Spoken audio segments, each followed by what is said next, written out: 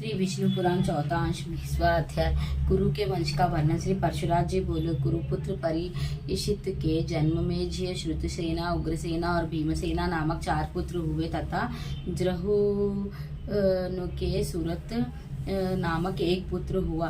सुरत के विदुरत का जन्म हुआ। विदुरत के सार्वभौमा के जयसेना का आराधिते के अयुतायु के अक्रोदन के देवतिथि तथा देवतिथि के अजमीर के पुत्र ऋषि से भिन्न दूसरे ऋषिका का जन्म हुआ। ऋक्षक्ष से भीमसेना से दिलीप और दिलीप से प्रतीप नामक पुत्र हुआ। प्रतीप के देवापी, शांतनु और ब्रह्माकी नामक 3 पुत्र हुए। इनमें से देवापी बाल्यावस्था में ही वन में चला गया था अतः शनातनु ही राजा हुआ। उसके विषय में पृथ्वी तल पर यह श्लोक कहा जाता है। राजा शनातनु जिसको अपने हाथ से स्पर्श कर देते थे वे वृद्ध पुरुष भी युवावस्था प्राप्त कर लेते थे तथा उनके स्पर्श से संपूर्ण जीव अत्युत्तम शांति लाभ करते थे, इसीलिए वे शांतनु कहलाते थे। एक बार महाराज शांतनु के राज्य में 12 वर्ष तक वर्षा हुई। उस समय संपूर्ण देश को नष्ट होता देखकर राजा ने ब्राह्मणों से पूछा, हमारे राज्य में वर्ष क्यों नहीं हुई? इसमें मेरा क्या अपराध है? तब ब्राह्मणों ने उससे कहा, यह राज्य तुम्हारे बड़े भाई का है किंतु इसे तुम भोग रहे हो, इसीलिए तुम परिवेत हो।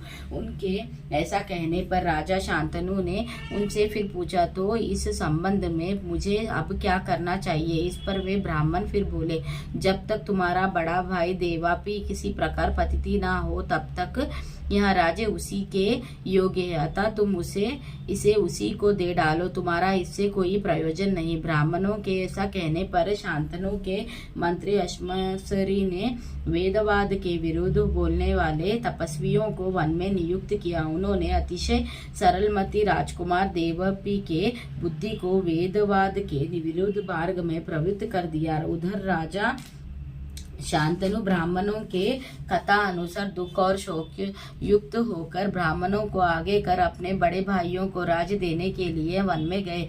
वन में पहुंचने पर वे ब्राह्मणगण परम विनती राजकुमार देवपी के आश्रम पर उपस्थित हुए और उससे ज्येष्ठ भ्राता को ही राज करना चाहिए इस अर्थ के समर्थ के अनेक वेदानुकूल वाक्य कहने लगे, किंतु उस समय देवपी ने वेदवाद के विरुद्ध नाना प्रकार की युक्तियों से दूषित बातें की। उन ब्राह्मणों ने शांतनु से कहा, हे राजन, चलो अब यहाँ अधिक आग्रह करने की आवश्यकता नहीं। अब अनावृष्टि का दोष शांत हो गया। अनादिकाल से पूजित वेद वाक्यों में दोष बतलाने के कारण देवापि पतिति हो गया है। ज्येष्ठ भ्राता की पतिति हो जाने से अब तुम वेता नहीं रहे। उनके ऐसा कहने पर शांतनु अपनी राजधानी को चले आए और राज्य शासन करने लगे। वेदवाद के विरुद्ध वचन बोलने के कारण देवापी की पतिति हो जाने से बड़े भाई के रहते हुए भी संपूर्ण धनियों की उत्पत्ति के लिए पर्जन्यदेव बरसने लगे। बृहकी का सोमदत्त नामक पुत्र हुआ तथा सोमदत्त के भूरिश्रव और शाल्या नामक 3 पुत्र हुए। शांतनु के गंगा जी से अतिशय कीर्तिमान तथा संपूर्ण शास्त्रों का जानने वाला भीष्म नामक पुत्र हुआ। शांतनु ने सत्यवती से चित्रगंध और विचित्रवीर्य नामक 2 पुत्र हुए और भी उत्पन्न किए। उनमें से चित्रगंध को, जो बाल्यावस्था में ही चित्रगंध नामक गंधर्व ने युद्धों में मार डाला, वीर्य ने कशी राज्य की पुत्री अंबिका और अम्बलिका से विवाह किया।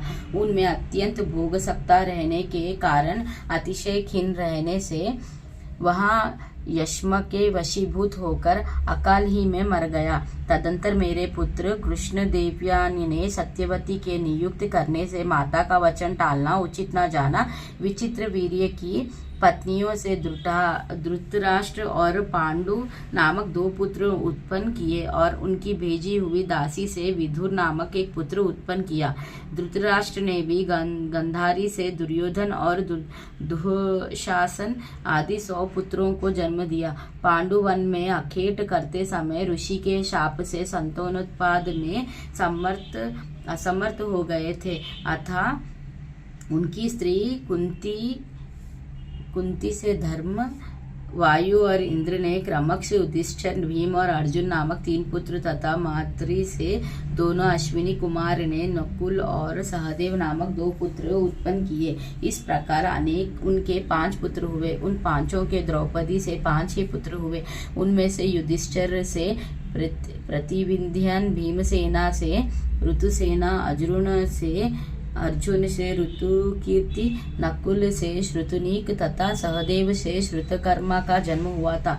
इनके अतिरिक्त पांडवों के और भी कई पुत्र हुए, जैसे युधिष्ठिर से युधिष्ठिर के देव का नामक पुत्र हुआ, भीमसेना से हिडिंबा के घटोत्कच और काशी से स्ववर्ग नामक पुत्र हुआ। सहदेव से विजय के सहोत्रा का जन्म हुआ। नकुल ने रेणुमति से निरिमित्र को उत्पन्न किया।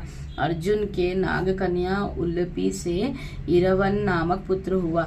मणिपुर नरेश की पुत्री से अर्जुन ने पुत्रिका धर्मानुसार प्रभावन नामक एक पुत्र उत्पन्न किया तथा उसके सुभद्रा से अभिमन्यु का जन्म हुआ, जो कि बाल्यावस्था में ही बड़ा बल पराक्रम संपन्न तथा अपने संपूर्ण शत्रुओं को जीतने वाला था।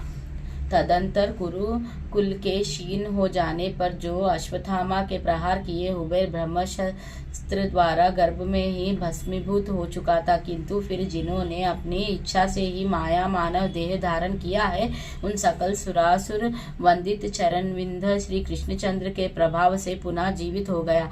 उस परीक्षितन अभिमन्यु के द्वारा उत्तार के गर्भ से जन्म लिया, तो जो कि इस समय इस प्रकार धर्मपूर्वक संपूर्ण भूमंडल का शासन कर रहा है कि जिससे भविष्य में कि भी उसकी संपत्ति क्षीण ना हो। इस प्रकार श्री विष्णु पुराण के 4थे अंश में 20वां अध्याय समाप्त। श्री विष्णु भगवान की जय। लक्ष्मी नारायण की जय।